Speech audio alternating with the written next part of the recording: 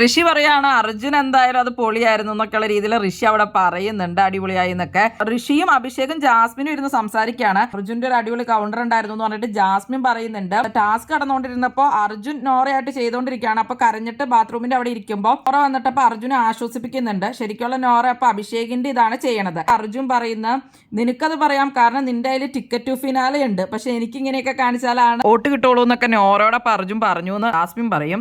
അപ്പൊ അങ്ങനെ അടിപൊളിയായിട്ട് സ്പോട്ടിൽ തന്നെ എല്ലാം പറയുന്നുണ്ടായിരുന്നു അർജുൻ എന്നുള്ള രീതിയിലാണ് ജാസ്മിൻ അവിടെ സംസാരിക്കുന്നത്. ആ കൗണ്ടർ കൊള്ളാന്നൊക്കെ ആയിട്ട് അഭിഷേക് പറയുന്നുണ്ട്. അത് കഴിഞ്ഞിട്ട് പിന്നെ അഭിഷേക് പറയണത് നോറ ഭയങ്കര ഫേക്ക് ആയതുകൊണ്ട് നോറേനെ ഒരുപാട് ആക്ട് ചെയ്ത് കാണിക്കാൻ പറ്റും, നോറേനെ കിട്ടുന്ന ആൾക്ക് എന്തായാലും നന്നായിട്ട് ചെയ്യാൻ പറ്റും എന്നുള്ള രീതിയിലാണ് ഇവർ പറയണത്. കുറച്ച് ആളുകൾക്ക് കുശുമ്പുണ്ട്, കാരണം എന്താണെന്ന് വെച്ചാൽ അത്ര നന്നായിട്ട് ചെയ്തതുകൊണ്ടേ. പക്ഷെ ജാസ്മിനൊന്നും അങ്ങനെയില്ല, ജാസ്മിൻ നല്ല രീതിയിൽ തന്നെ പറയുന്നുണ്ടായിരുന്നു.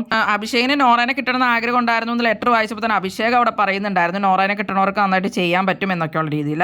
നോറേനെ കിട്ടണവർക്ക് കുറെ ചെയ്യാനൊക്കെ ഉണ്ട്, പക്ഷെ എന്നാലും ആ സ്പോട്ടിൽ തന്നെ തിരിച്ച് കൗണ്ടർ അടിക്കാനും നന്നായിട്ട് കോമഡി ആയിട്ട് ഡയലോഗ് പറയാനും അഭിനയിക്കാനൊക്കെ കഴിവ് തന്നെ വേണം. അങ്ങനെ അർജുൻ നന്നായിട്ട് ചെയ്യാൻ അറിയാവുന്നതുകൊണ്ട് തന്നെയാണ് ആ പെർഫോമൻസ് നല്ലതായത്. അല്ലാണ്ട് എല്ലാവരും ചെയ്താൽ നന്നാവുന്നൊന്നും പറയാൻ പറ്റത്തില്ല. നല്ലൊരു ഒബ്സർവേഷൻ സ്കില്ല് തന്നെ എന്തായാലും അർജുൻ ഉണ്ടായിരുന്നു എന്ന് തന്നെ വേണം മനസ്സിലാക്കാനായിട്ട്.